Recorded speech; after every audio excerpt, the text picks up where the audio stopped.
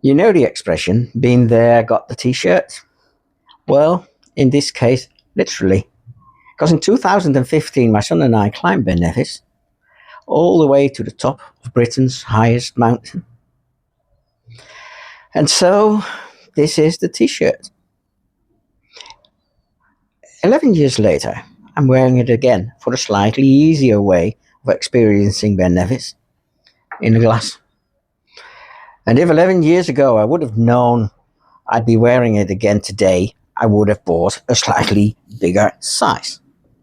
Welcome to Gin Whiz. I'm Mark, and this is Whiskey Without the Snobbery. Today, we're tasting Ben Nevis Coire, a Highland single malt made right in front of the mountain.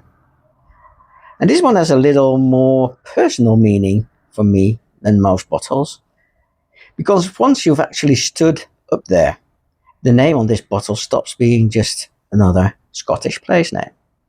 You remember the climb, the landscape, the weather, the snow in July, and probably wondering at some point why you thought walking up a 1,345-meter mountain in your shorts was such a brilliant idea. The name Coire comes from the Coire high on Ben Nevis, and the water flowing down from that mountain ultimately supplies the distillery below. So the mountain isn't just something they put on the label, it's really a part of the whiskey. This is bottled at 46% ABV, natural colour and non-chill filtered, exactly how I like to begin. So let's get to it.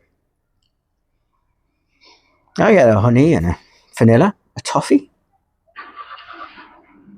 barley, sugar and biscuits, and something slightly earthy and woody underneath.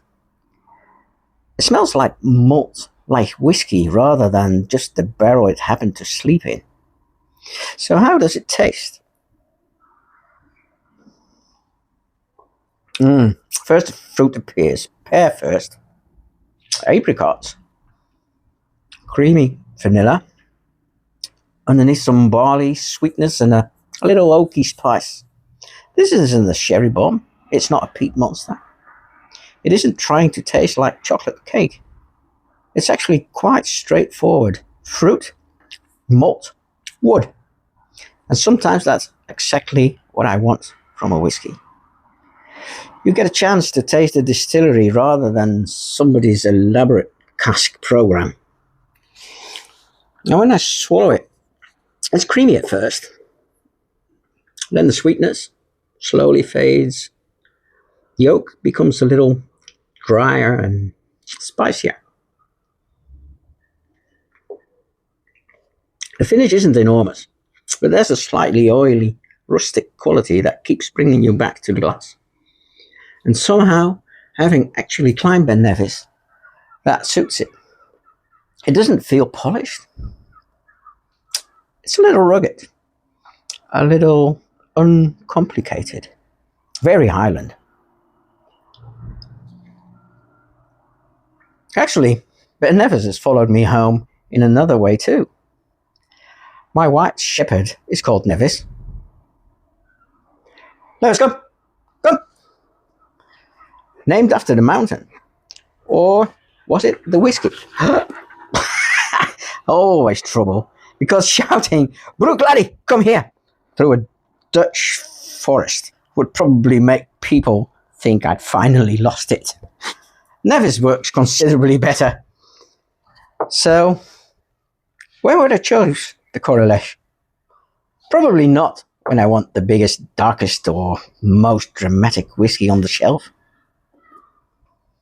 That's not what this bottle is about.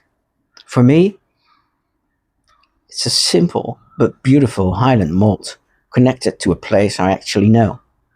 A mountain I climbed with my son back in 2015.